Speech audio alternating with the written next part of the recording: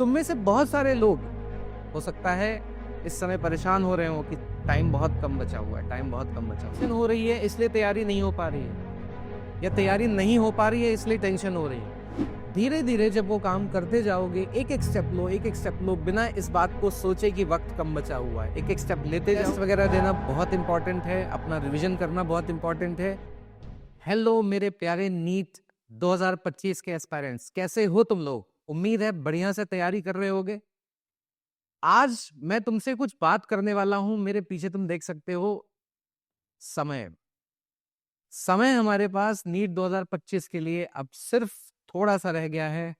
फरवरी का महीना है, मार्च का महीना है, अप्रैल का महीना, और फिर आ जाएगा मई का पहला रविवार, जिस दिन तुमको नीट 2025 देना होगा। तुम में से बहुत सारे लोग हो सकता है इस समय परेशान हो रहे हो कि टाइम बहुत कम बचा हुआ है, टाइम बहुत कम बचा हुआ है।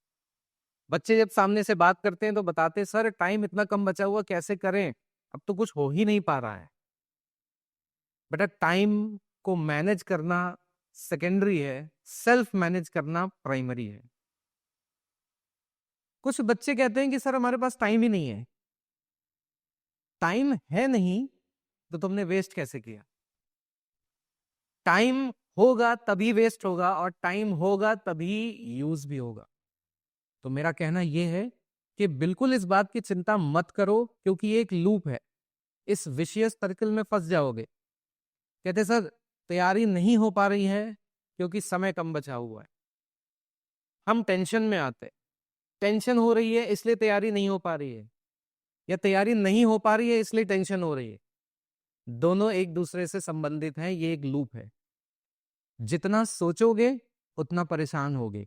तो मेरा कहना यह है कि डर को सिर्फ कर्म ही दूर करता है, एक्शन आपके फियर को दूर करेगा।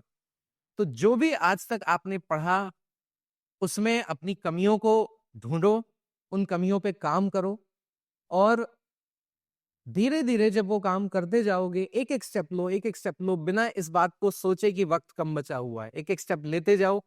क्योंकि मैंने अपने करियर में देखा है कि आखिरी समय में भी, इन 3 महीनों में भी या 4 महीनों में भी, जो बच्चे बहुत अच्छे से अपने अपने आप पर काम करते हैं, अपने वीक पॉइंट्स पे काम करते हैं, वो कट ऑफ क्रॉस कर जाते हैं, वो बहुत अच्छा स्कोर भी ले आते हैं।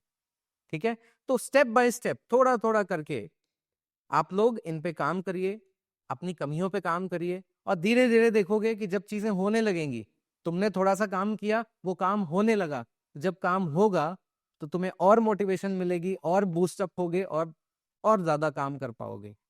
इस समय टेस्ट वगैरह देना बहुत इंपॉर्टेंट है, अपना रिवीजन करना बहुत इंपॉर्टेंट है।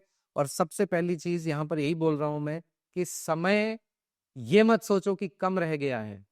जितना समय रह गया है उसको मैक्सिमम एफिशिएंसी के साथ यूटिलाइज करने की कोशिश करो। तो बस आज मैं तुमसे यही कहना चाहता हूं, तुम सबसे यही कहना चाहता हूं कि टाइम सफिशिएंट है। अभी भी आप बहुत अच्छा परफॉर्म कर सकते हैं, लेकिन इस टाइम को प्रॉपर तरीके से यूटिलाइज करो। एक एक सेकंड तुम्हारा कीमती है, इसको बहुत अच्छे से यूटिलाइज करो। मेरी तरफ से ऑल द बेस्ट।